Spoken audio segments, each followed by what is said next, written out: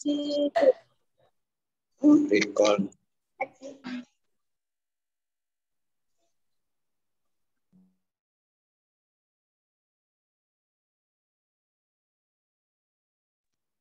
Assalamualaikum warahmatullahi wabarakatuh. Waalaikumsalam warahmatullahi wabarakatuh. Selamat sore, salam sukses, salam sejahtera, salam semangat untuk kita semua. Apa kabar Bapak Ibu hadirin yang sudah bergabung dalam webinar kali ini? Alhamdulillah sehat. Alhamdulillah, terima kasih. Alhamdulillah semuanya dalam kondisi dan keadaan yang begitu baik meskipun Alhamdulillah meskipun kondisi pandemi COVID-19 sekarang masih belum berakhir. Baik, sebenarnya apa definisi sukses menurut Bapak Ibu semua? Saya pengen open mic dong untuk Ibu Dini Citra dari Persis. Ada Ibu Dini Citra, selamat sore. Saya ingin tahu apa sih sebetulnya definisi sukses menurut Ibu Dini Citra? Ya, tercapai apa yang kita harapkan.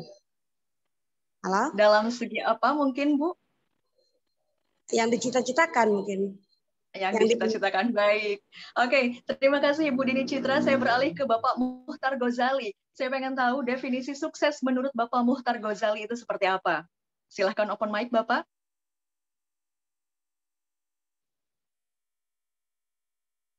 Halo, Bapak Muhtar Ghazali. Sudah bergabung bersama kami? Halo? Oke, Bapak Muhtar, sudah jelas terdengar ya, Pak ya? Saya pengen tahu nih, definisi sukses menurut Pak Muhtar Ghazali ini seperti apa sih?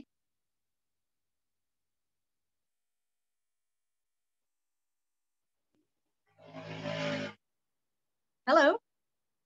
Oke, peserta webinar mungkin terkendala dengan signal yang kurang baik ya. Oke, dalam kehidupan ini tentu semua orang menginginkan sukses dan bahagia. Namun, mana sih yang lebih kita dahulukan? Apakah sukses dulu atau bahagia dulu? Ya. Dan hadir yang berbahagia di tengah-tengah kita sudah hadir Bapak Dr. Ainur Rafiq MAG dan Bapak Suryanto SPD MP Mat CHT. Selamat sore, Bapak. Apa kabar? Selamat sore. Ya. Baik ya, Pak ya. Alhamdulillah. Dan sebelum kita menyimak tema webinar kali ini tentang The Power of Enthusiasm, sebelumnya perkenalkan saya Rini Luciani akan memandu webinar sore hari ini. Dan untuk mengawalinya, marilah bersama kita membaca surat Al-Fatihah. Alhamdulillahirabbil alamin arrahmanir rahim iyyaka na'budu wa iyyaka nasta'in ihdinas siratal mustaqim alladzina an'amta 'alaihim ghairil maghdubi 'alaihim.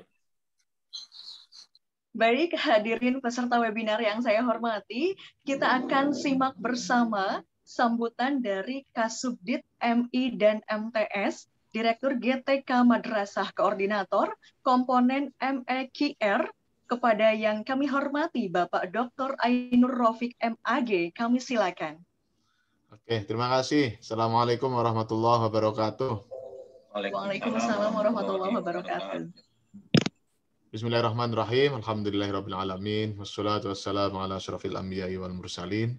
Sayyidina Maulana Muhammadin wa ala alihi washabihi ajma'in, amma ba'du.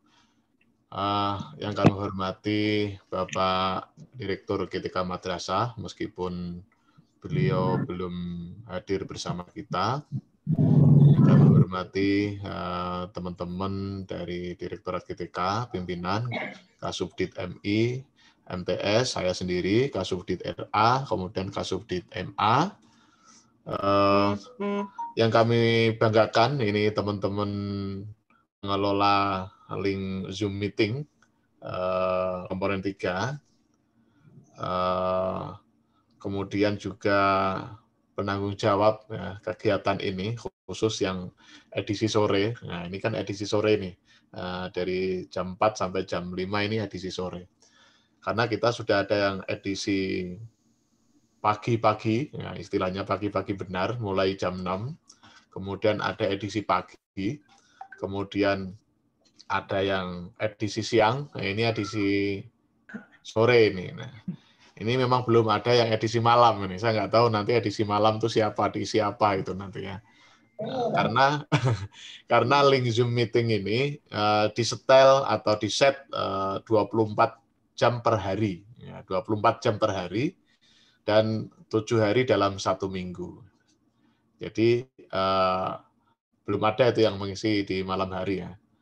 Atau mungkin yang di pagi-pagi betul ya. Nah, misalnya jam 4 ya, jam 4. Itu kalau jam 4 kalau di Indonesia Timur sana kan sudah jam 6 pagi. Seperti itu ya. Oke, pertama-tama tentunya kita mengucapkan puji syukur kehadirat Allah Subhanahu wa taala karena kita semua diberi kesehatan sebagaimana yang pertama tadi kita sampaikan, karena kita semua sekarang dalam masa pandemi, itu yang namanya protokol kesehatan itu menjadi makanan kita sehari-hari. Nah, kita sebagai guru madrasah saya kira juga menjadi agen protokol kesehatan khususnya bagi anak didik kita atau peserta didik kita, baik siswa maupun murid-murid kita. Karena dengan kesehatan tersebut kita bisa melakukan apapun, ya. Kita bisa melakukan apapun, tapi tentunya yang baik-baik. Ya. Tidak lupa sholawat dan salam kita haturkan kepada junjungan kita Nabi Agung Muhammad SAW, karena kita semua berharap jangan sampai kita dikeluarkan dari golongan umatnya. Harapan kita seperti itu, sehingga kemudian kita mendapatkan syafaat dari Rasulullah SAW. Kemudian yang ketiga, kami merasa bangga dengan kegiatan ini, karena kegiatan ini merupakan kegiatan yang sangat ekstra, karena tidak terkait dengan mapel, juga tidak terkait dengan kajian keilmuan, tapi ini ranahnya adalah ranahnya empowering, ya, katakanlah begitu ya. Jadi meningkatkan atau memompa, membakar api semangat ya, untuk kemampuan guru dan tenaga kependidikan madrasah. Pada sore hari ini saya kira nanti teman-teman bisa membahas terkait dengan manusia super ya, katakanlah begitu ya. Nah, manusia super atau sahabat-sahabat super, katakanlah begitu, atau teman-teman super. Nah, sebagaimana para penyebar semangat itu ya, para motivator. Nah, ini yang hadir di sini saya kira semuanya pengen menjadi motivator ya. Jadi menjadi penyulut api semangat bagi orang lain ya, khususnya siswa-siswa kita. Bapak Ibu yang kami hormati, saya kira terkait dengan semangat ini tentunya kita harus memiliki satu target ya, Misalnya siswa kita targetnya A misalnya seperti itu, maka yang kita pompa semangatnya adalah mengarah ke target itu atau target yang sudah ditentukan tadi. Kemudian langkah-langkahnya itu juga digunakan untuk mencapai target tadi. Nah, sebenarnya begini teman-teman semua, kami dari Direktorat GTK itu punya target sebenarnya, tapi saya nggak tahu ini terlalu jauh apa tidak. Tetapi ini perlu saya sampaikan. Dan itu sebenarnya sudah seringkali saya sampaikan di berbagai forumnya.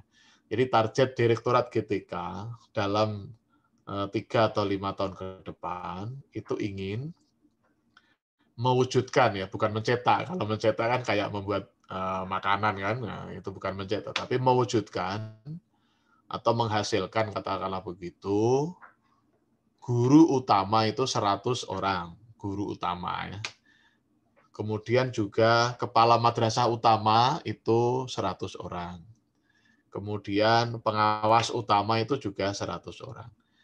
Nah, guru utama itu apa sih? Nah, guru utama itu kalau di perguruan tinggi itu namanya profesor. Nah, kalau di perguruan tinggi ya. Nah, tapi kalau di madrasah itu istilahnya guru utama. Guru utama itu kalau dari segi golongan, kalau yang PNS ya, itu sudah 4D atau 4E. Nah, ya ini kita pengen mencetak itu karena bukan mencetak ya, pengen menghasilkan itu. Itu targetnya kita seperti itu. Nah, makanya kami dari Direktorat GTK memfasilitasi dari berbagai segi ya, mulai dari yang sekarang ini kita lakukan, karena sebenarnya untuk menuju ke sana itu memerlukan persyaratan-persyaratan dan bukti fisik yang harus dimiliki oleh para guru. Nah, salah satu upaya untuk menuju ke sana itu adalah kegiatan yang pada sore hari ini ya, pada sore hari ini. Bapak Ibu yang kami hormati, saya kira nanti semangat yang akan dipompa, semangat yang akan digelurakan oleh teman-teman yang hadir di sini atau yang nanti akan menjadi motivator di sini itu adalah semangat dalam rangka demi kemajuan guru dan tenaga kependidikan madrasah. Saya kira itu tujuan utamanya, sehingga apa yang kita lakukan tidak keluar dari target dan tujuan dari Direktorat GTK.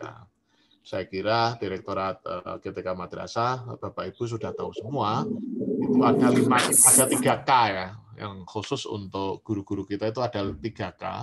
K yang pertama adalah kualifikasi, ya, kualifikasi guru dan tenaga kependidikan. Kemudian yang kedua adalah kompetensi guru dan tenaga kependidikan madrasah. Dan yang terakhir adalah kesejahteraan guru dan tenaga kependidikan madrasah.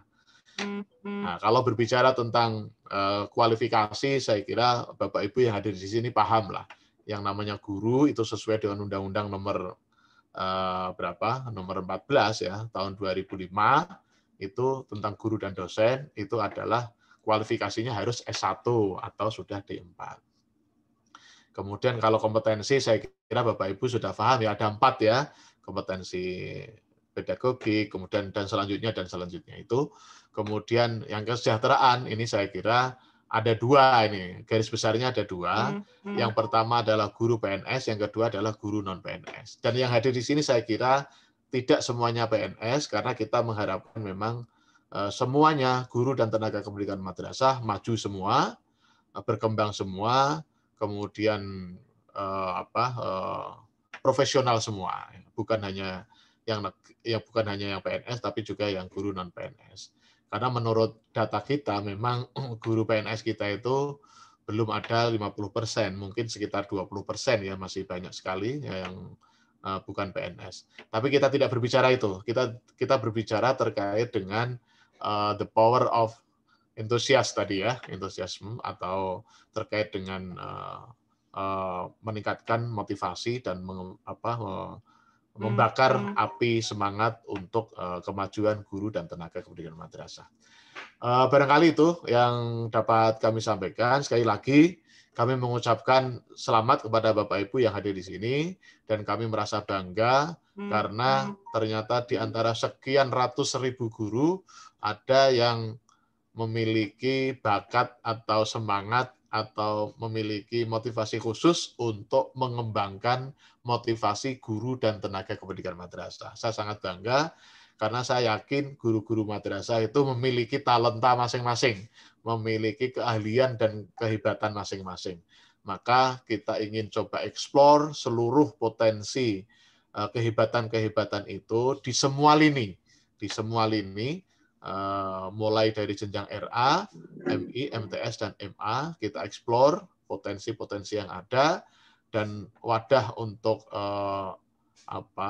publikasi eksplorasi potensi yang ada adalah melalui link Zoom meeting ini, yang kemudian nanti juga akan ditayang atau diposting di channel YouTube GTK Madrasah.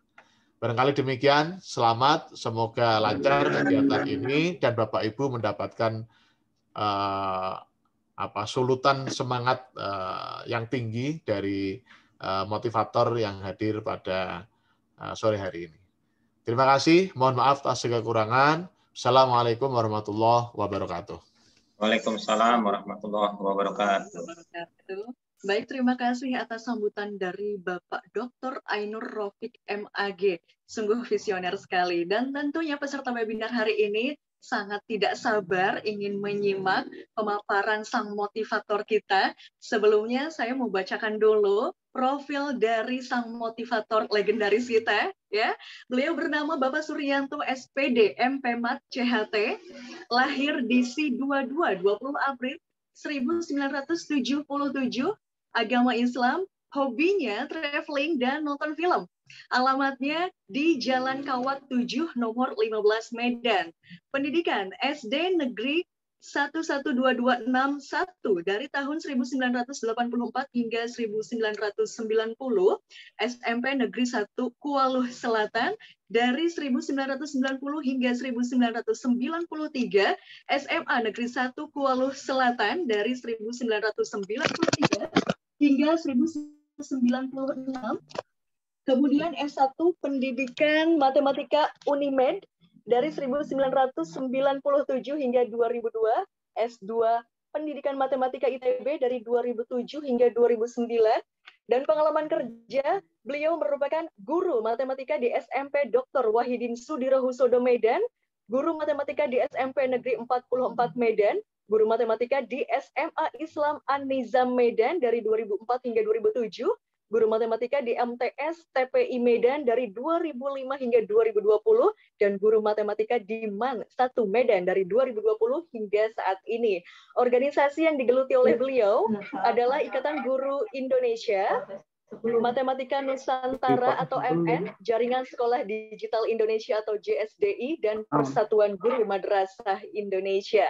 Luar biasa sekali ya, di samping sebagai seorang pendidik anak bangsa, beliau juga merupakan motivator dan inovator. Ingin tahu seperti apa pemaparan dari beliau? Langsung saja kita sambut Bapak Suryanto SPD MPMat CHT. Kepada yang terhormat, kami silakan. Terima kasih Ibu Rini. Apakah suara saya jelas? Jelas sekali Bapak. Oke, terima kasih. Assalamualaikum warahmatullahi wabarakatuh. Waalaikumsalam warahmatullahi wabarakatuh. Alhamdulillah, segala puji bagi Allah. Semoga kita semuanya selalu dalam keadaan sehat walafiat. Begitu juga dengan keluarga kita dimanapun berada. Moga-mogahan semuanya tetap dalam lindungan Allah Subhanahu wa Ta'ala. Walaupun saat ini Indonesia masih banyak sekali kasus-kasus, terutama kasus pandemi COVID ini. Baik, salawat dan salam, mari selalu sama-sama kita hadiahkan kepada junjungan Rasulullah Muhammad SAW.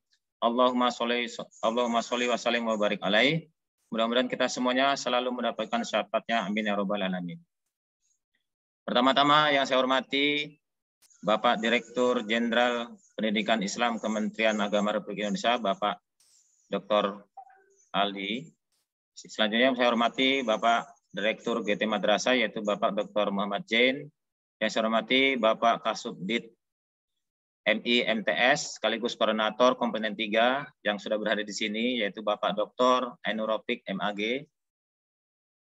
Selanjutnya yang saya hormati Bapak-bapak, ibu-ibu, guru-guru hebat, orang-orang tua saya, Bapak-bapak, ibu sekalian, tentu hari ini kita bersyukur bisa berjumpa di lintas Nusantara hanya dengan satu aplikasi Zoom yang difasilitasi oleh Kementerian Agama di bawah Direktorat GTK Madrasah yang dikoordinator oleh Bapak Ainur Rafiq. Tentu saya mengucapkan terima kasih kepada Bapak Ainur Rafiq. Mudah-mudahan kita semuanya selalu bersemangat untuk memajukan madrasah hingga tercapai apa yang kita cita-citakan bersama. Amin ya rabbal alamin. Bapak Kasubdit yang saya hormati, Bapak Ibu guru hebat yang saya hormati, izinkan saya di sini hanya berbagi Bapak Ibu ya. Jadi saya seperti tersanjung tadi terlalu dilebihkan sama Ibu Rini. Motivator legendaris atau apa gitu. Padahal saya ingin berbagi dan share kepada Bapak Ibu atas pengalaman belajar ilmu pengembangan diri yang saya dapati ya. Mudah-mudahan apa yang saya dapatkan bisa saya bagikan karena saya teringat apa yang dikatakan oleh guru saya. jadilah orang yang bermanfaat untuk sesama manusia, karena sebaik-baiknya manusia adalah orang yang paling bermanfaat. Demikian Bapak Ibu kata-kata yang sangat menggugah saya supaya saya terus bisa memberikan manfaat untuk orang lain. Baik Bapak Ibu, izinkan saya share screen dulu.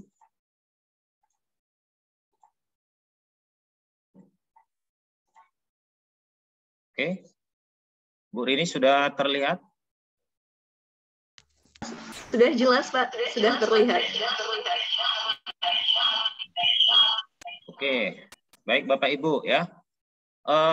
Judul yang saya ambil ini adalah The Power of Enthusiasm ya.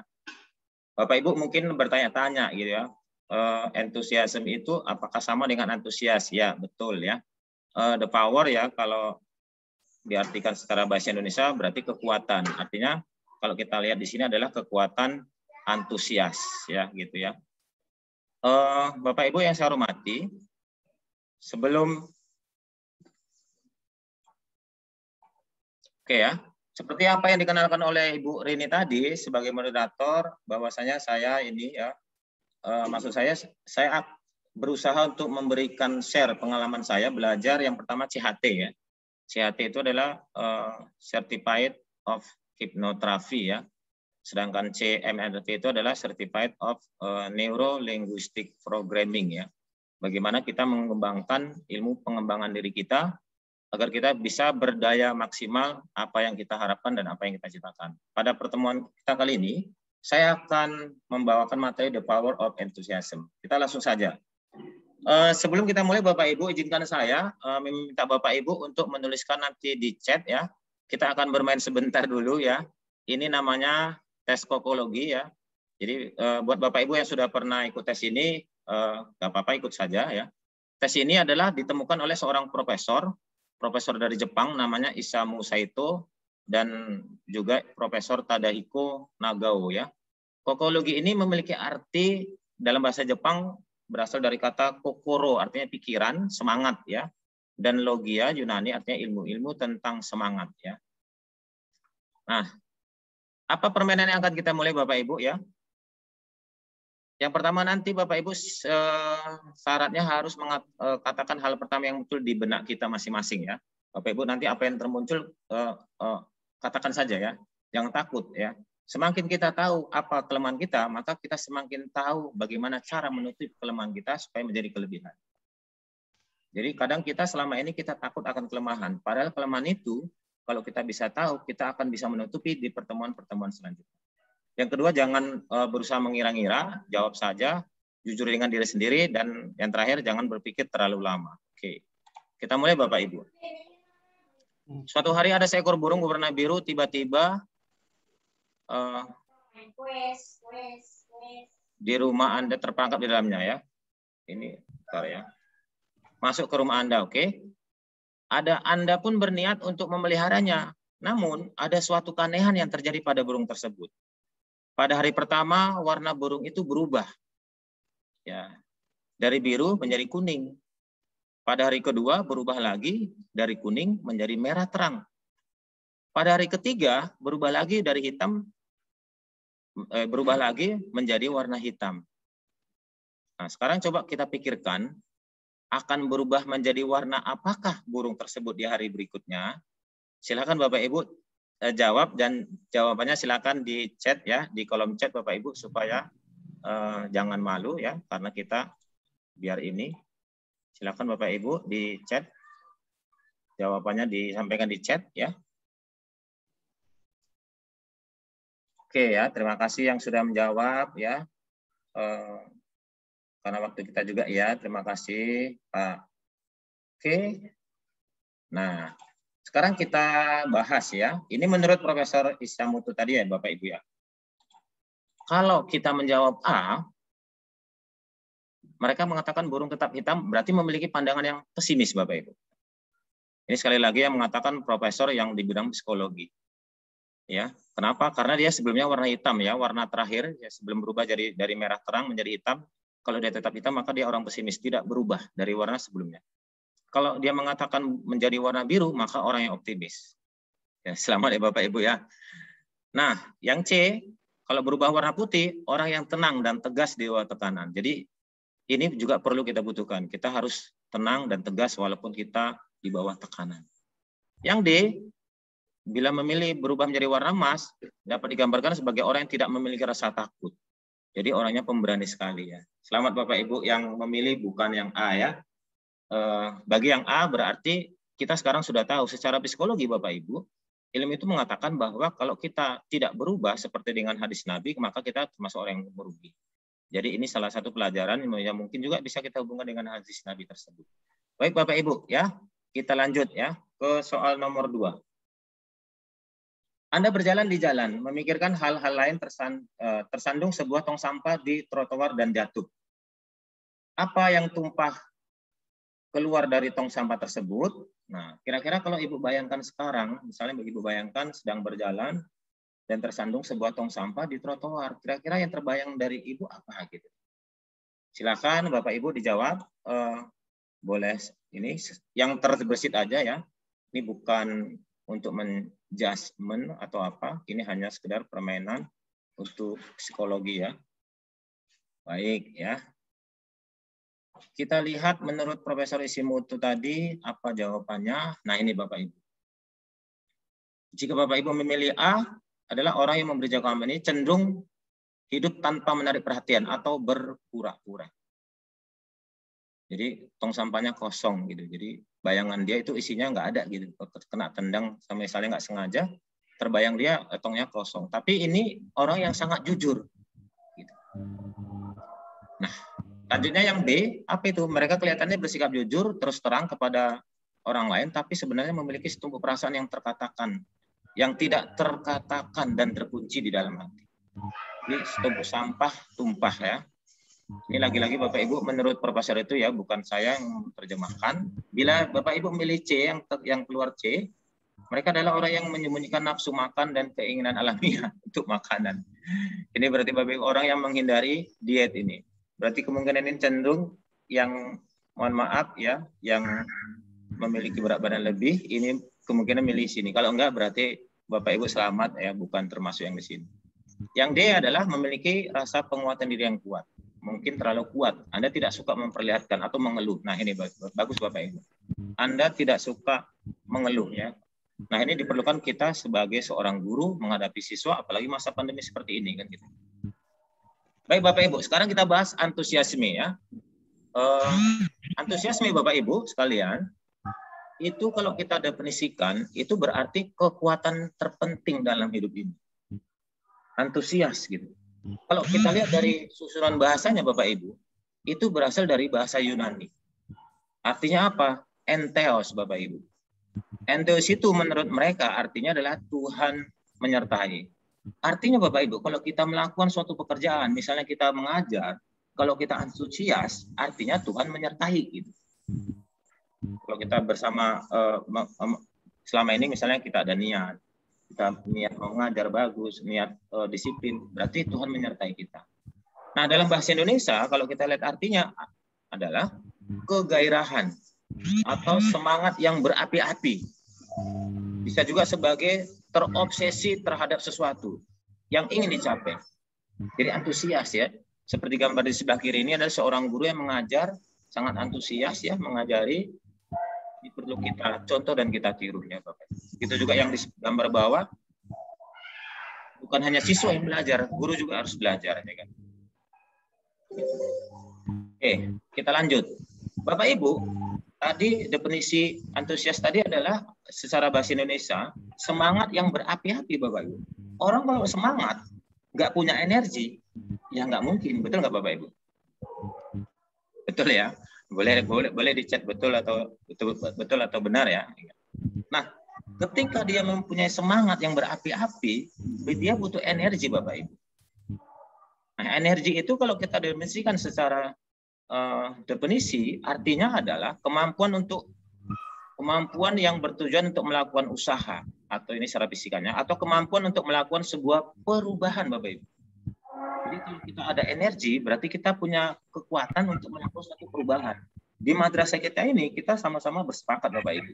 Kita akan membuat perubahan. Supaya apa? supaya menjadi madrasah seperti yang diinginkan dan kita cita-citakan bersama. Sesuai dengan program Bapak Ainur Rafiq tadi. Nah, baik Bapak Ibu, mohon bantu Bu Rani yang membantu suaranya.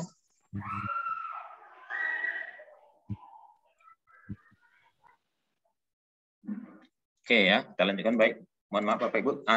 Bapak Ibu, ketika orang butuh energi, kemampuan untuk melakukan suatu perubahan, sumber energinya itu kan harus ada Bapak Ibu dalam diri kita. Benar nggak?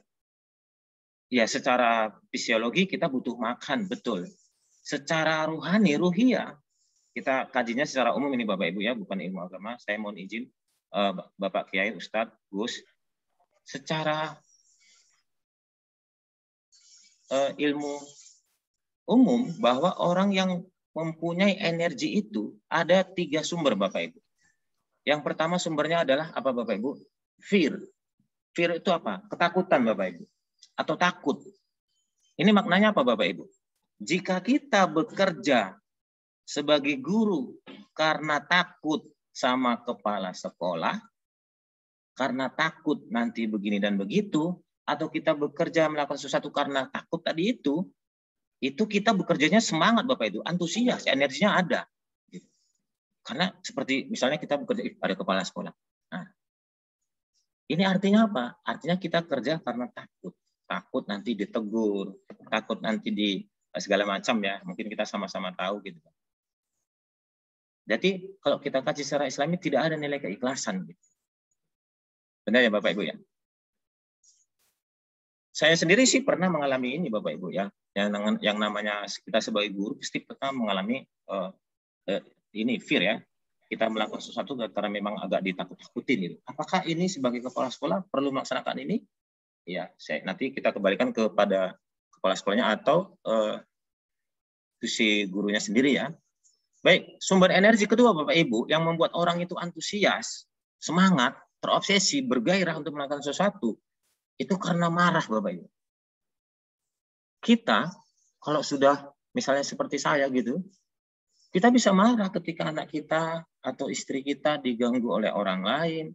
Kita ada seperti muncul itu secara nggak sadar gitu. Itu kenapa? Karena pikiran bawah sadar kita Bapak Ibu, 80% itu pikiran kita itu adalah pikiran bawah sadar yang kita tidak merasa mengendalikannya gitu. Secara nggak sadar kita melaksanakannya gitu. Itu 80% Bapak Ibu. Sedangkan yang 20% adalah pikiran sadar kita. Gitu. Secara pikiran nggak sadar, kita itu begitu marah, itu energinya luar biasa Bapak Ibu. Kita teringat di beberapa berita, orang yang emosi, marah, itu bisa muncul kekuatan, bahkan dia heran kok bisa misalnya berkelahi atau apa gitu. Kenapa? Karena itu dia keluar energi dalam dirinya Bapak. Nah, kedua sumber energi tersebut itu positif atau negatif Bapak Ibu? Menurut Bapak Ibu? Silakan dicek Bapak Ibu. Kalau kira-kira menurut Bapak Ibu sumber energi ketika kita takut atau marah itu sumbernya itu maknanya negatif atau positif Bapak Ibu? Nah, oke ya. Kita jawab. Nah, sumber energi yang ketiga apa Bapak Ibu? Love ya Bapak Ibu. Cinta, kasih sayang. Kalau kita lihat gambar di sebelah kiri Bapak Ibu adalah seorang orang tua dan istrinya, bagaimana dia love, cintanya kepada anaknya. Rasa kebahagiaan itu bagi anaknya tidak bisa dirasakan dengan atau tidak bisa dilukiskan gitu. Dia hanya bisa dirasakan gitu. Begitu juga yang gambar yang di bawah. Ini artinya apa Bapak Ibu? Jika kita sebagai guru ataupun pimpinan, mohon maaf izin, kalau kita memang melaksanakan sesuatu itu dengan rasa cinta, kasih sayang, sepertinya semua itu melaksanakannya itu, mengikuti kegiatan yang kita rencanakan, itu dengan senang hati Bapak Ibu. Itu bagaimana si anak ini bermain-main dengan senang hati. Kenapa? Karena orang tuanya begitu nyayang. Ini sumber energi Bapak Ibu. Makanya wajar ketika kita dianjurkan kepada anak kita, selalu memberikan kasih sayang, baik itu panggilan dengan panggilan disukainya gitu, ataupun dengan pelukan dan ciuman gitu. Perlu Bapak Ibu ketahui mungkin sebagai informasi bahwa ada teman saya mengajar di sekolah, anaknya itu tiba-tiba tidak mau belajar sama gurunya. Si gurunya heran, kenapa bisa terjadi seperti ini? Suatu hari, si orang tuanya curhat kepada guru tersebut. Karena guru tersebut sekaligus wali kelasnya. Gitu. Bercerita kenapa anaknya seperti itu. Terus ditanya, dengan menggunakan terapi sedikit, si guru tersebut pun melakukan kepada si siswa tersebut. Dibawalah si anak ke dalam pikiran bawah sadar, Bapak Ibu. Hipnoterapi namanya, ya. Yang nanti akan mengatakan adalah kebenaran dari dirinya yang tanpa dia sadari. Jadi apa dikatakan oleh si anak tersebut? Anak tersebut mengatakan, saya benci ayah saya. Ditanya sama gurunya tadi, kenapa gitu kan? Dalam kondisi pikiran bawah sadar, Bapak Ibu. Bukan berarti dia nggak sadar ya, Bapak Ibu. Sadar, cuman dia mengatakan yang benar. Saya benci ayah saya. Karena ayah saya memanggil dengan sebutan tole. Saya nggak suka dibilang itu. Oh, si gurunya sudah mulai ketemu akar penyebabnya. Oke. Jadi kamu maunya apa dipanggil? Nama saya, katanya gitu. Oke. Maka sesi terapi kepada si anak sudah selesai. Selanjutnya, besoknya, si guru tadi memanggil orang tua dan bercerita dengan hati ke hati. Sehingga bagaimana meyakinkan orang tuanya, ternyata akar permasalahan si anak tidak mau belajar, kadang susah diatur oleh gurunya di sekolah, gara-gara dia dipanggil dengan sebutan yang nggak disukainya. Semenjak saya tahu belajar seperti ini, ketika saya mengajar di sekolah, saya selalu mengatakan sama siswa, begitu misalnya namanya Aidil Hermawan, Ananda kamu sukanya dipanggil apa? Aidil Yanda, oke. Kadang-kadang saya tandai di namanya, saya garis bawahi Aidil gitu. Jadi nanti kalau pas ngabsensi saya memanggilnya, gimana Aidil kabarnya sehat gitu. Jadi dia merasa disenangi, dihargai, love, ada cinta gitu. Bukan memanggilnya dengan ada rasa ketakutan tadi. Kita menakuti siswa gitu. Tapi karena ada cinta. Gitu. Semenjak itu saya pun merubah memanggil nama si anak dengan sebutan yang dimau dia. Apakah misalnya Hairunisa, kadang-kadang dia dipanggil masih kecil, saya suka dipanggil Caca, Yanda, oke, Caca gitu manggilnya. Walaupun waktu mengabsensi kita panggil nama lengkapnya. Tetapi ketika kita manggil secara spontan, kita akan memanggil panggilan kesukaannya. Ternyata ini Bapak Ibu, kita mungkin sama-sama tahu bagaimana seorang Rasulullah memanggil istrinya Aisyah, yaitu ya Umairah yang kemerahan. Kenapa? Karena Aisyah juga senang apa yang terbaik menurut dia dipanggilnya gitu.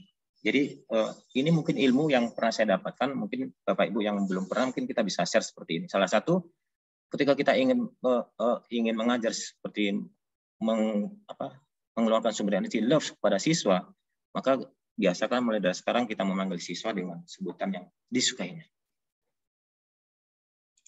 Baik Bapak Ibu, kita mau permainin lagi, kita lewatin saja. Oke, kalau enggak, sebelumnya kita enggak apa-apa, ini sebentar saja ya. Bapak Ibu, ini ceritanya begini, ada pakaian mau akan dijemur ya. Terus dilihat tiba-tiba cuacanya enggak mendukung gitu. Padahal untuk menjemur pakaian itu yang banyak itu kita butuh cuaca gitu. Dan si orang tersebut ketika melihat di atas itu awannya gelap, pertanda akan hujan gitu. Sekarang kalau kita ditanya Bapak Ibu, ketika kita misalnya ini ceritanya zaman dulu ya Bapak Ibu ya, bukan sekarang yang ada mesin cuci ya. Ini ceritanya seperti ini zaman dulu karena penelitiannya zaman dulu. Apa yang terlintas di pikiran kita ketika kita mau menjemur pakaian, kayaknya ada mau hujan itu ya di langit gitu. Kira-kira Bapak Ibu kalau disuruh memilih keempat jawaban ini Bapak Ibu bisa mengukur tingkat kesetresan kita Bapak Ibu. Silakan Bapak Ibu dipilih antara A, B, C, D. Ya. Silakan dipilih antara A, B, C, D. Mana yang menurut Bapak Ibu yang terbesit dalam pikiran kita. Gitu. Nggak apa-apa, nanti apa yang diteliti oleh profesor ini ya kita akan coba selanjutnya. Silakan Bapak Ibu yang mau coba chat. Oke, terima kasih kepada Mbak Oktavian, Ibu Retno. Banyakan rata-rata D ya. Atau B juga ada. Oke, sekarang kita buka apa yang diteliti oleh profesor tadi ya. Oke, ternyata Bapak Ibu, tingkat stres yang paling tinggi itu adalah jawaban D, Bapak Ibu. Bapak Ibu tadi banyak yang menjawab D ya, gitu ya. Tingkat stresnya tinggi. Apakah stres itu harus 0, Pak Suryanto? Enggak juga. Tingkat stres itu harus optimal ya. Ya, kalau kita lihat di sini kurvanya Bapak Ibu, ini secara kurva menurut teori itu bahwa ketika kita berada pada puncak prestasi Bapak Ibu, itu artinya apa? Tingkat stres dan tingkat tekanan kita itu ya optimal, nggak terlalu besar, sedang gitu. Ya kita anggap sebagai 50%. Kalau tingkat stres kita kecil Bapak Ibu, ini kita sering bosen. Contohnya begini Bapak Ibu, ini mungkin pengalaman mungkin ya sama Bapak Ibu yang kepala sekolah. Kita misalnya kepala sekolah, ada guru yang punya potensi luar biasa. Kita kasih ngajar ke kelas yang biasa, yang ini. Maka potensi dia nggak akan keluar untuk makin melejitkan. Dia kebiasaannya, maka akan menjadi bosan mengajar kelas tersebut. Bahkan lama-lama jadi depresi. Jadi di sini ilmu ini mengatakan bahwa kita sebagai guru harus bisa melihat potensi masing-masing diri di guru kita, atau kalau saya sebagai guru bisa melihat potensi siswa kita gitu. Kalau dia bukan punya potensi untuk menjadi ketua kelas, saya nggak akan pilih dia. Makanya selama ini kita sudah bagus dengan cara voting dan menanyakan ketersediaan. Kenapa? Kalau dia nanti puncak stresnya terlalu tinggi, orangnya akan panik gitu. Panik, kesal, mudah lelah, depresi, dan seterusnya. Ini kalau stresnya terlalu tinggi. Baik, Bapak Ibu. Nah, sekarang saya tanya, sesuai dengan apa yang dibilang Ibu Rini tadi ya. Kalau Bapak Ibu misalnya suruh milih, ya gambar di sebelah kiri keluarga bahagia kalau kita bilang karena selalu senyum ya. Gambar sebelah kanan orang yang sukses, ya mohon maaf ini kakinya sampai naik ke meja karena dia memang posisinya sendiri Bapak Ibu ya. Tidak ada siapa-siapa, jadi wajar ya. Nah, kalau Bapak Ibu ditanya, disuruh milih, mana duluan yang ingin Ibu capai? Sukses dulu atau bahagia dulu? Atau bahagia dulu baru sukses dulu? Gitu. Bahagia dulu, Pak Tatang ya, bagus. Bahagia, rata-rata bahagia ini. Bagus ya. Bagus, oke. Betul Bapak Ibu, kita harus bahagia dulu yang akan kita capai. Kenapa? Banyak cerita, orang yang sudah sukses, kalau kita lihat sukses itu ukurannya materi, banyak yang sudah punya uang banyak, tetapi apa? Hancur keluarganya. Tidak bahagia dia. Cemburu sama istri. Tetapi banyak orang yang bahagia, walaupun hartanya serba cukup. Cukup untuk beli rumah, cukup untuk beli mobil, cukup untuk jalan-jalan, gitu ya Bapak Ibu ya. Dia merasakan bahagia dulu.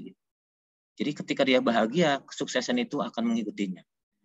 Jadi secara energi alam ini Bapak Ibu, ketika kita sudah merasakan bahagia, salah satu ciri bahagia adalah orang yang tersenyum. Maka saya ketika melihat teman-teman saya yang susah kali senyum, saya selalu berbicara pribadi dengan dia. Nah, kita harus sering senyum walaupun kita nggak senyum sama orang. Gitu. Kenapa gitu, Fasron?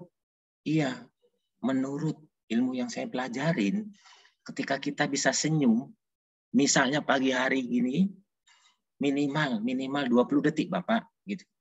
Maka yang awalnya kita ada energi negatif keluar, apakah marah atau apa benci, itu lama-lama berkurang, Bapak. Bayangkan dalam satu hari minimal kalau kita senyum 20 detik, minimal 20 kali, Bapak. Senyum sama orang cerita gini, misalnya, halo Bapak, gitu. Kayak Pak Ropik tadi begitu menyapa senyum, luar biasa sekali. Kalau kita sering senyum seperti itu, Bapak Ibu katanya, maka apa yang menjadi pikiran negatif kita, apakah itu pikiran benci, emosi, itu akan mulai terkikis perlahan-lahan. Apalagi kita diiringi dengan istighfar, ya, dengan bacaan sholawat dan seterusnya. Insya Allah kan gitu Bapak Ibu. Nah, kita lanjut Bapak Ibu. Nah, sekarang Bapak Ibu saya tanya, apa sih makna kerja bagi kita gitu ya? Ya, ada yang mengatakan cari uang gitu. Iya, betul. Orang kalau kerja kalau nggak cari uang mau cari apa gitu ya. Betul ya. Ada juga orang yang mengatakan bekerja karena cari teman. Misalnya dia bekerja di pabrik itu kenapa? Banyak teman-temannya di sana. Jadi saya ngikut temannya gitu. Karena teman-teman saya banyak juga kerja di sana gitu. Atau kenapa kamu kerja sebagai guru untuk melamar PNS? Ya karena di situ nanti banyak teman. Ya, ini apakah ini negatif? Bukan Bapak Ibu ya. Ini positif. Ini semuanya positif Bapak Ibu. Atau yang ketiga mencari ilmu gitu. Dari ketiga jenis makna kerja bagi kita, ini semuanya positif. Ini sifatnya masih getting Bapak Ibu. Memperoleh, artinya kita bekerja maksimal, dapat uang, sudah gitu. Terus kalau sudah memperoleh uang, kita bisa melaksanakan atau beli sesuatu, belanja, shopping, jalan-jalan gitu, atau apapun. Maka kesenangan, pleasure kita akan peroleh gitu. Wajar Bapak Ibu. Tetapi begitu makna kerja kita sudah sampai tingkatan yang paling bagus, yaitu melayani. Sebagaimana seorang khalifah mengatakan bahwa Umar itu mengatakan kalau saya nggak silap, mohon izin, dia ingin menjadi sebagai pelayan. Maka hunuslah pedangmu jika saya salah. Jadi kalau tingkatan kerja kita, makna kita sudah sampai melayani Bapak Ibu, maka apa yang kita akan peroleh? Kita sudah giving Bapak Ibu, memberi kepada orang lain, menularkan kebaikan kepada orang lain. Kalau kita menularkan kebaikan sebagaimana dalam Islam, 10 kali lipat gandakan dengan niat yang ikhlas. Nah, kalau sudah giving Bapak Ibu, apa? Kita bahagia gitu. Saya pernah berusaha ketika ada seorang gitu kan siswa gitu merasa kita layani dengan benar-benar apa kesulitan dia dalam memahami materi, ada rasa bahagia ketika saya sudah belajar mulai seperti ini. Saya berusaha untuk menerapkannya gitu. Oh, ternyata benar gitu ya. Tidak semua materi yang banyak kita membuat bahagia. Tapi bagaimana kita melayani dulu yang paling kecil. Melayani keluarga yang paling kecil, anak kita, anak saya misalnya. Bagaimana dia sampai sekarang ini, anak saya misalnya masih sekolah, berusaha kami sama istri, berusaha untuk melayaninya, untuk mengantar jemput.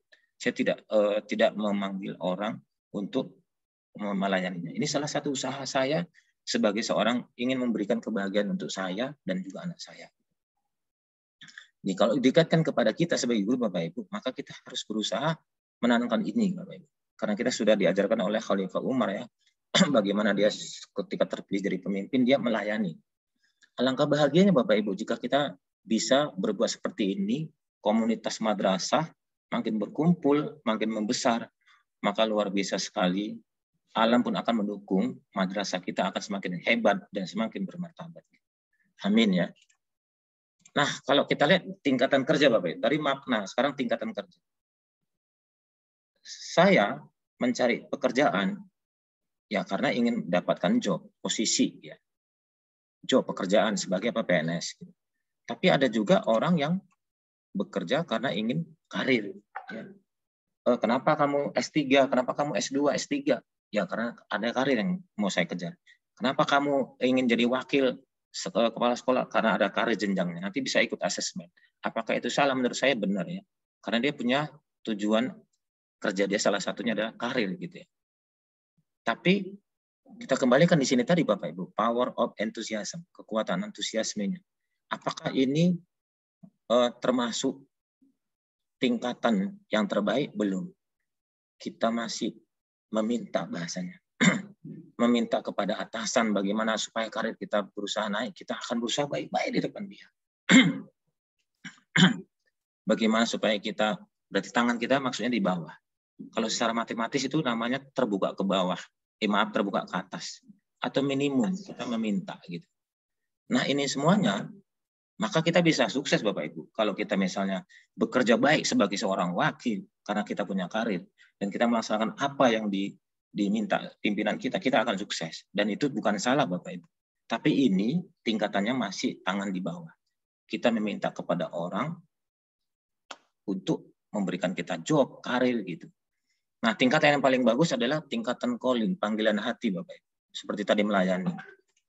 Jadi, panggilan hati kalau udah calling, mau ada les di sekolah atau enggak les di sekolah, ketika siswa misalnya ingin chat kepada kita, kita akan melayaninya. Dan ini saya sudah salut kepada Bapak Ibu guru semuanya. Kita semuanya merasa terpanggil begitu pandemi ini. Kita dengan rela sampai malam-malam gitu chat.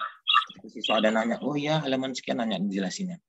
Luar biasa. Berarti tingkatan kita Bapak Ibu sudah sampai ada ke calling. Berarti tangan kita sudah memberi gitu. Sudah panggilan hati. Nah, kalau ini sudah kita lakukan seperti yang tadi, maka kita akan bahagia. Kenapa? Kita bisa melayani seperti yang di makna kerja tadi Bapak Ibu. Oke Bapak Ibu, ada orang ya yang dari ini yang punya cita-cita bahwasanya dia ingin menghilangkan kemiskinan di muka bumi. Kenapa dia mengatakan seperti itu? Karena dia ingin tadi itu Bapak Ibu. Calling, panggilan hati gitu. Tidak ada karena atasan. Dia karena Allah gitu. Lillah dalam bahasa kita. Ikhlas beramal semboyan kita. Kalau itu sudah kita tanamkan, secara nggak sadar, Allah itu ngasih rezeki tanpa kita duga-duga. Seperti bagaimana dalam Al-Quran Bapak Ibu kan. Bahwa apa yang terjadi setelah 30 tahun Pak Muhammad Yunus ini ya, dia sudah mendapatkan hadiah Nobel, sudah 6 juta lebih atau 6.600.000 orang rakyat Bangladesh menerima bantuan. Karena dia punya cita-cita sebagai calling, ada panggilan hati sama dia. Nah, bagaimana kita sekarang bagi yang sudah rasakan dan sudah memulai bahwasanya kita memang melayani karena panggilan hati, kita akan insya Allah rezeki itu tidak akan tertukar. Maka guru saya mengatakan, kamu bekerja, kamu diminta seseorang lembaga atau apapun, jangan dipandang dulu amplopnya, saya bilang.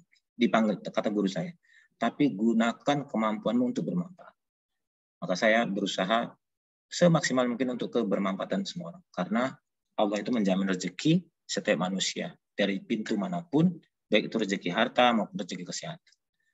Ini salah satu contoh yang sudah tingkatannya calling. Sama juga seorang, ya ini, Bill Gates ini. Yang dulunya dia hanya dari sebuah garasi, bercita-cita ya, jadikan server. Selanjutnya sekarang sudah menjadi kebutuhan untuk kita semuanya. Atau juga ini ya, yang punya Apple ya, sekarang sudah mulai merajai itu. Oke Bapak Ibu, sepenuh hati apapun juga yang kita perbuatlah dengan segenap hati ya Bapak Ibu. Seperti yang kita katakan tadi, kita seperti layanin siswa, dan itu sudah kita laksanakan. Mari kita tingkatkan Bapak Ibu. Kita jangan kendor ya, jangan kasih kendor ya. Seperti untuk sang holik, bukan untuk manusia. Kalau manusia itu masih getting, meminta. Tapi kalau untuk sang pencipta, kita sudah giving. Gitu Bapak Ibu. Baik, doa hari ini, ya Allah, berilah kita keberanian untuk mengubah apa yang dapat dan harus kita ubah. Bila kita belum berubah, kita akan ubah. Bila kita sudah berubah, seperti yang kita sudah tingkatan ke calling, maka kita akan tingkatkan menjadi lebih baik lagi. Ketenangan untuk menerima apa yang tidak dapat diubah, dan kebijaksanaan untuk mengetahui perbedaannya. Terima kasih Bapak Ibu. Demikian penyajian dari saya. Masih ada waktu kurang lebih 10 menit untuk kita bisa tanya jawab. Oh, luar biasa sekali. Terima kasih, saya kembalikan kepada Ibu Rini. Baik, terima kasih Bapak Suryanto yang sudah memaparkan materi yang begitu luar biasa.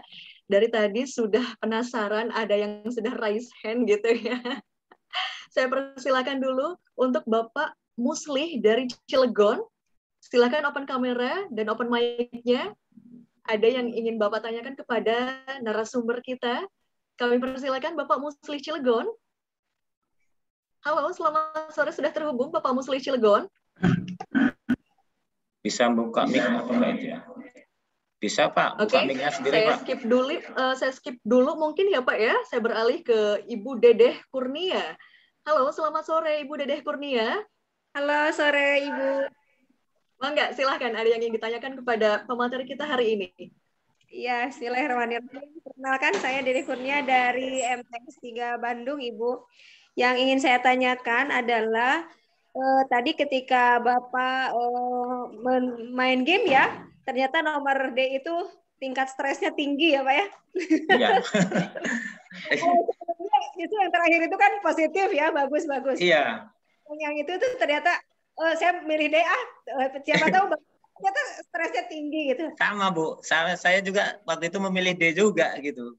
Ya. Karena itu yang terbesit dalam pikiran kita. Berarti kita masih ada rasa takut tadi. Begitu. Begini Bapak, kadang-kadang dalam menghadapi anak-anak di sekolah juga, terutama sekarang sedang pandemi kan begitu ya, tingkat stres anak-anak kan sangat tinggi gitu. Sementara kita dibatasi untuk berinteraksi dengan mereka. Apalagi ke saya di daerah ini, saya memang namanya MTS 3 Bandung, tapi letaknya itu di daerah sangat jauh di Mato mungkin ya. Gitu. Jadi kebanyakan anak-anak tidak memiliki fasilitas untuk belajar daring gitu. Sehingga saya harus door to door memotivasi gitu. Dan itu tidak bisa dilakukan setiap hari karena kita pun terbatas untuk berinteraksi. Sebenarnya untuk supaya jitu gitu, mereduksi stres itu seperti apa Pak? Supaya anak-anak lebih semangat belajar, lebih bisa menghadapi masa pandemi ini dengan positive thinking begitu. Terima kasih Bapak. Ditunggu jawabannya. Terima kasih Bu Dede yang luar biasa. Terima kasih Bu Dede. Langsung dijawab saja oleh Bapak Suryanto. Oh, langsung aja ya. Baik Ibu Dede, langsung saja ya. Sebetulnya Ibu Dede sudah luar biasa, sudah mau door to door dengan ikhlas, sudah panggilannya itu sudah calling Ibu, sudah memberi ya. Sudah, mohon maaf Bapak Ibu ya, Bu Dede ya. Di Medan masih banyak teman-teman saya itu ya itu mumpung masih pandemi gitu ya. Ya udah biar aja siswa kasih tugas banyak-banyak gitu. Nah, gara-gara tugas yang banyak inilah membuat siswa itu stres Bapak Ibu, Bu Dede ya. Kenapa? Karena dia seperti ada ketakutan, ada fear tadi, takut sama gurunya gitu. Jadi tadi malam itu saya ikuti webinar dengan Kepala Sekolah MTS Negeri 6 Bantul Jogja. Bagaimana dia juga mengelola madrasahnya dengan mengajar dengan cinta katanya, dengan cinta kasih, dengan kasih sayang. Jadi mereka memang tidak ada seperti memberikan ketakutan. Jadi ketika memang menghadapi masalah, dia bukan ditekan gitu. Dan ini yang perlu kita lakukan. Jadi misalnya gini Ibu Dede, jika misalnya Ibu Dede sudah punya sifat tadi tingkatan kerja yang sudah calling atau melayani, ini teruskan aja Ibu. Karena yakinlah Ibu ya, seperti kemarin yang dibilang sama guru saya juga, yakinlah bahwasanya rezeki itu nggak akan tukar gitu ya.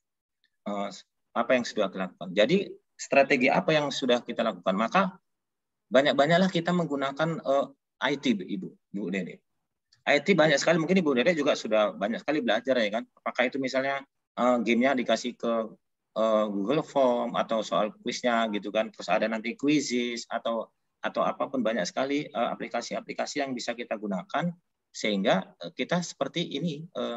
Itu kalau misalnya online. Kalau misalnya tidak online, maka Ibu terpaksa harus ke rumahnya. Ya dalam ilmu coaching Ibu, dalam ilmu coaching kepada anak, misalnya menghadapi masalah, kita mengupayakan berusaha mengecilkan pertanyaan itu dengan mengatakan mengapa.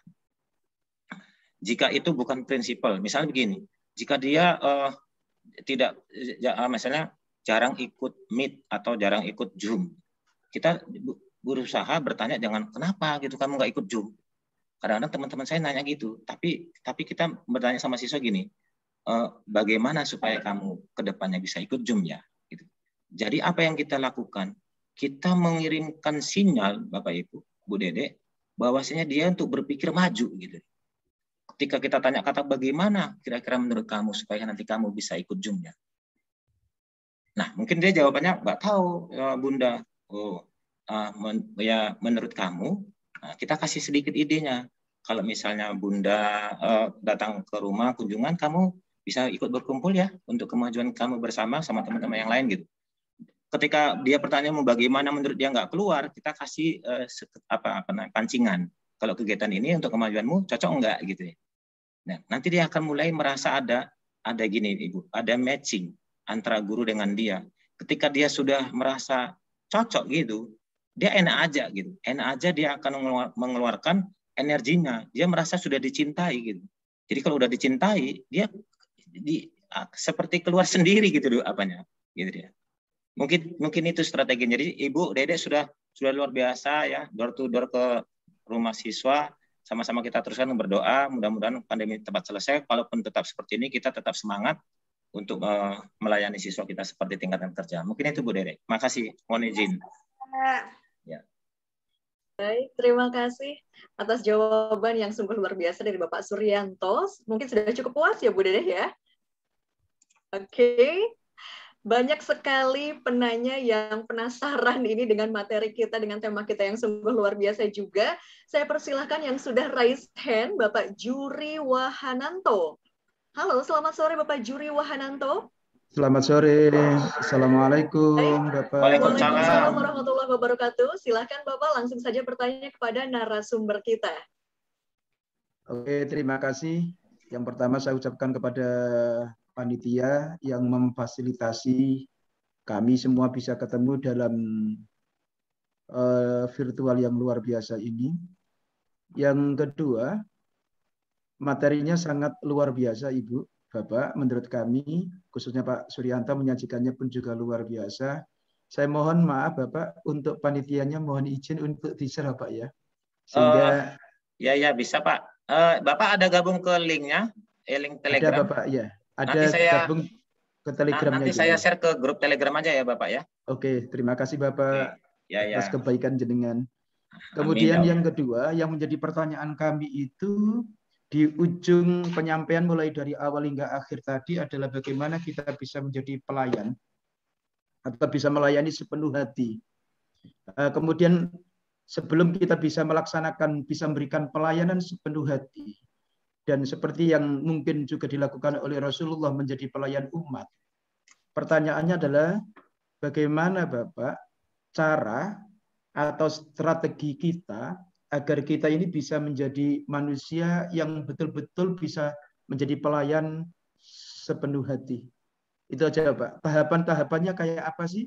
Kemudian kita bisa menjadi tidak hanya kemudian mencari kaitannya dengan jabatan, karir, akan tapi adalah sudah ada calling tadi. Oke, syukron. Assalamualaikum warahmatullahi wabarakatuh. Waalaikumsalam warahmatullahi wabarakatuh. Langsung, Bu? Boleh, Bapak. Baik, langsung dijawab saja, Pak. Oke, terima kasih Pak Juri Wahanato. Dari mana Pak? Izin? Dari Lamongan, Bapak. Oh, Lamongan ya. Terima kasih Pak ya. Salam kenal, saya dari Medan, walaupun sukunya Jawa ini Pak. Jadi Jawa Medan. Iya, betul. Di sini banyak Pak ayam Lamongan, ayam penyet. Iya. Baik, kalau Bapak bertanya, ini sebetulnya seperti ujian buat saya. Bapak adalah guru saya adalah sebagai siswanya. Kenapa? Karena Pak Juri mengkajinya juga dari segi ilmu agama, ya. Saya masih mengkajinya dari segi ilmu umum, ya. Tingkatannya itu masih ilmu dunia saya. Jadi Pak Juri sudah ilmunya ilmu agama. Jadi mungkin kalau menurut saya pasti Pak Juri lebih paham dari saya ini. Tapi kalau ditanya dari segi saya jawabannya seperti yang tadi itu ya. Kalau kita sudah mengatakan dalam diri kita gitu. Jadi gini Bapak Ibu. Secara ilmu umum ya yang saya pelajari ya. Nanti kita bisa combine dengan ilmu-ilmu agama dengan baca-bacaan surah-surah apapun mungkin dari Ustadz Juri yang lebih paham ya. Kalau kita sering memberi energi positif sama kita, maka kita akan berubah tanpa kita sadari. Orang yang berubah tanpa disadarinya itulah perubahan yang lebih lama gitu. Tidak bisa juga bisa lebih terus menerus gitu ya. Maksudnya begini. Salah satu upaya kita sebagai guru atau sebagai orang tua ketika pagi hari, saya itu pernah dikasih tanya sama guru saya, maksudnya guru ilmu tentang pengembangan diri yang saya pelajarin. Pak Sur, kamu kalau pagi biasanya ngapain? Kalau bangun pagi gitu? Ya biasa coach gitu ya. Saya kadang-kadang ya ngeliat istri atau kadang-kadang langsung kamar mandi, kalau saya mau sesak gitu. Atau apa? Oh, bagus. Kadang-kadang buka handphone juga gitu. Oke. Sekarang gini, mulai sekarang saya ajarkan sama kamu, ketika kamu bangun pagi, selain setelah baca doa, maka kamu harus memberi sugesti sama dirimu. Kamu tersenyum untuk dirimu dan kamu katakan, saya hari ini akan lebih baik dari hari kemarin. Saya hari ini akan sukses. Saya hari ini akan menjadi guru teladan buat siswa saya. Akan menjadi teladan buat anak dan istri saya, keluarga saya. Gitu. Nah, ketika kamu mengatakan seperti itu, rutinitas terus-menerus, maka kita secara nggak sadar akan terbentuk energi dalam diri kita, apa yang akan kita katakan kita ikutin. Gitu. Makanya Bapak, anak saya salah satunya dulunya kan kadang-kadang susah sholat gitu, Bapak ini.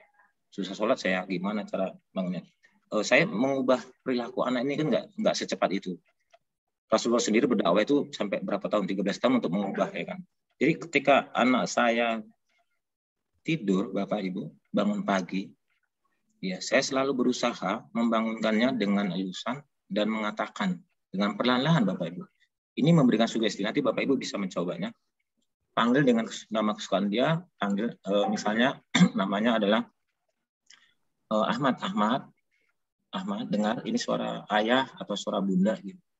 Kalau dia mengangguk masih iya, jangan langsung bangunkan Bapak Ibu. Jangan kejutkan dia, cepat bangun, ini udah jam berapa mau sekolah gitu. Nanti jadi ketakutan dia.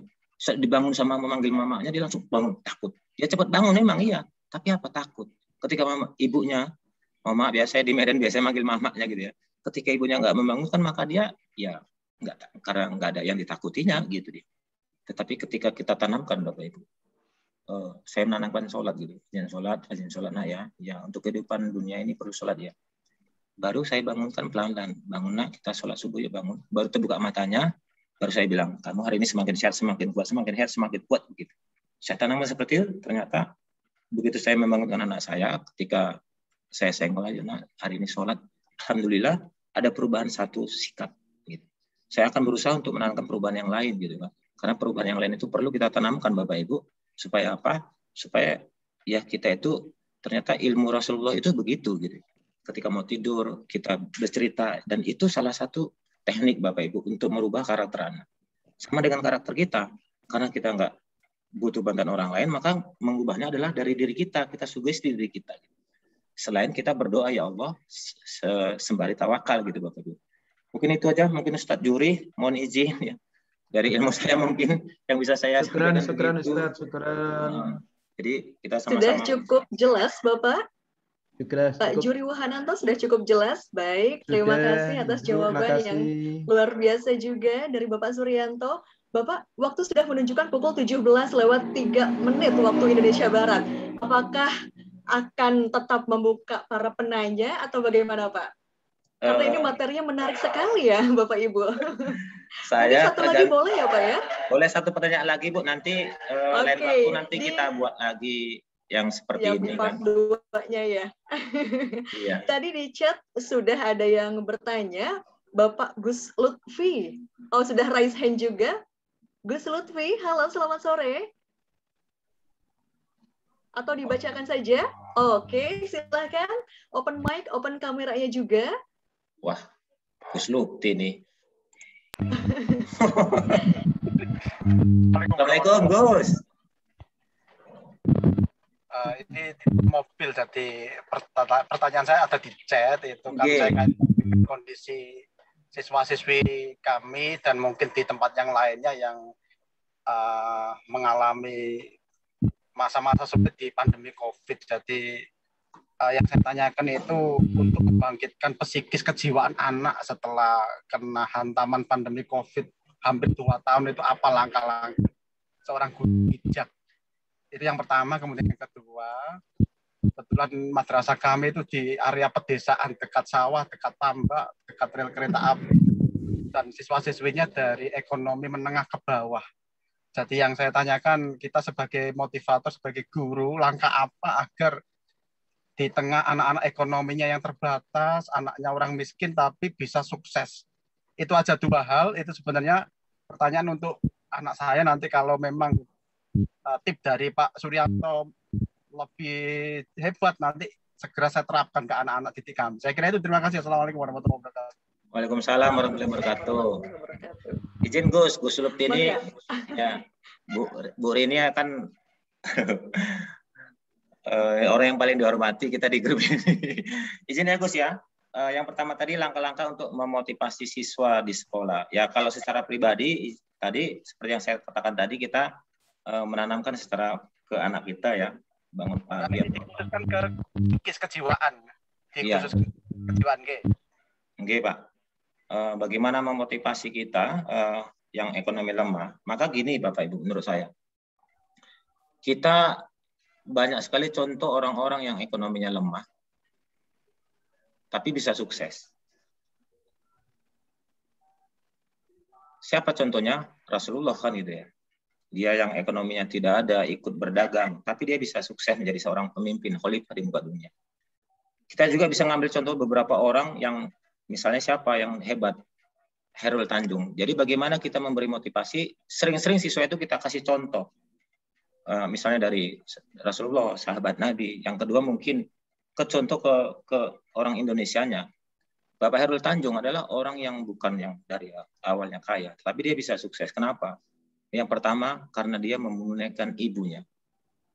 Karena itu jelas, mungkin Gus sangat paham sekali daripada saya sangat jauh ilmunya.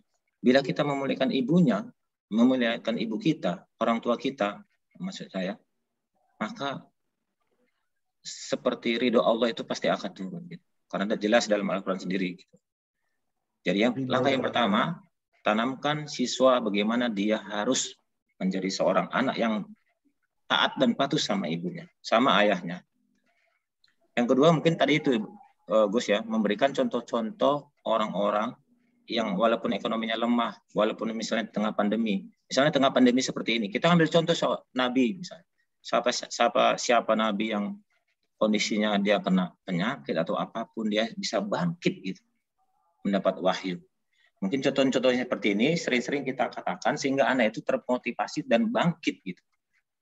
Dan mungkin kita bisa searching ya di Indonesia kira-kira siapa lagi orang-orang yang terkenal yang sering masuk TV, yang kondisi awalnya kurang bagus. Misalnya Menteri Penanaman Modal Bahlil ya, Pak Bahlil ya, termasuk orang yang biasa awalnya dia harus berdagang sana sini untuk kuliahnya, untuk sekolahnya, tapi karena kerja keras dan niat dia dan ridho ibunya, dia bilang waktu itu pas diwawancara, semuanya bisa dilalui dan sekarang sudah sukses. Saya walaupun nggak sesukses mereka, mungkin Gus juga yang Bapak Ibu guru yang lain, ketika dulu ya tahun 2007 saya mau ikut beasiswa S2 di ITB dari Kementerian Agama, waktu itu saya selalu menelepon ibu saya seperti itu. Sekarang saya membaca beberapa orang hebat itu selalu meminta restu sama ibunya. Bahkan ya, mohon maaf ya, Ruhut Sitompul mungkin Bapak Ibu sudah kenal, seorang Nasrani yang sangat kuat sekali, bahkan kadang-kadang kita geram ya kalau dia bicara tentang ada frontal gitu.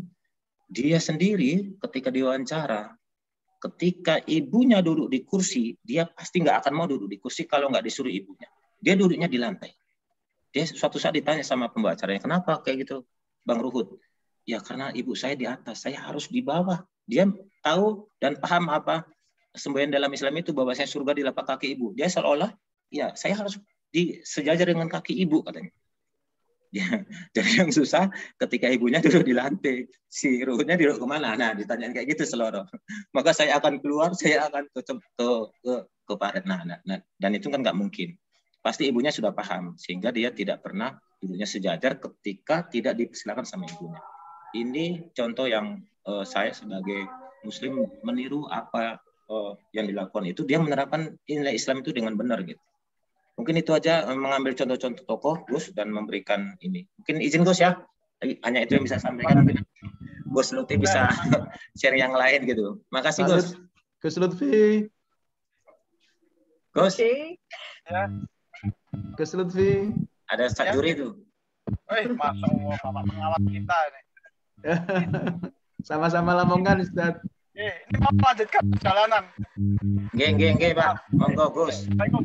Waalaikumsalam. Baik, terima kasih untuk Bapak Gus Lutfi. Mudah-mudahan terjawab sudah pertanyaan dari Bapak ya. Cukup puas dengan jawaban dari Bapak Suryanto. Wow, luar biasa, 172 partisipan masih standby hingga detik ini Pak Sur. Luar biasa. Sepertinya masih kurang ya saudara-saudara. Masih kurang waktu kita untuk membahas materi yang sangat keren banget ini. Kita semua butuh dimotivasi oleh Bapak nih. Mudah-mudahan panitia di lain waktu ada event lagi untuk menyelenggarakan webinar dengan tema yang sama di part selanjutnya ya. Terima kasih Pak Sur. Ya, makasih Bu. Bu Enda ya. Kami ucapkan terima kasih. Ya Pak Sur, makasih motivasinya. Nggih. Baik, karena penanya juga masih ada yang raise hand, masih ada yang penasaran gitu, yang ingin bertanya langsung kepada Bapak, mungkin bisa diberikan nomor kontak Bapak atau media sosial Bapak? Media sosial saya tadi sudah ada di depan itu yang Suryanto Zayan. Di Instagram @Suryanto Zayan ya, double Y. Ya, yang tadi di depan. Nanti materi saya share di grup Telegram. Kalau nomor handphone kalau mau dicatat boleh. 08. Mas Sur, terima kasih. Ya, sama-sama 0852. Oh, nanti di grup Telegram juga ada nomor saya kok nanti. Bisa chatnya ke Telegram aja Bu Rini. Oke, baik. Untuk nomor kontak bisa chat di Telegram. Terima kasih kami sampaikan kepada Bapak Suryanto atas paparan materi yang sungguh luar biasa, bermanfaat sekali, tidak pelit ilmu di sore hari ini.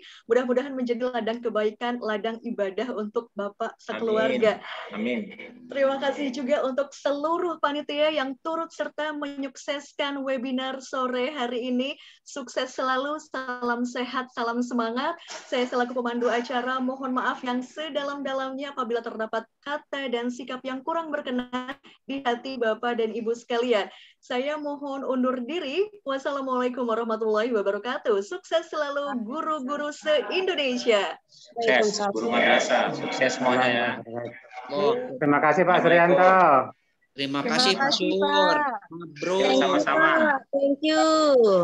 Siap. Lanjut ya Bu Rini ya, Mbak Rini ya. Siap, Bapak. Siap. Terima kasih Pak Sur dari Bandung Barat. Oh ya, Bu Kamat ya, Bu Kamat ya. Mandua Garut hadir Pak Sur. Oh, Pak Kamat izin. Lanjut. Terima kasih. Hebat, sukses. Ya, makasih Pak Sur. Amin. Amin. Izin lab Pak Sur. Ya, silakan monggo. Izin lab. Assalamualaikum. Izin Bapak Ibu, kita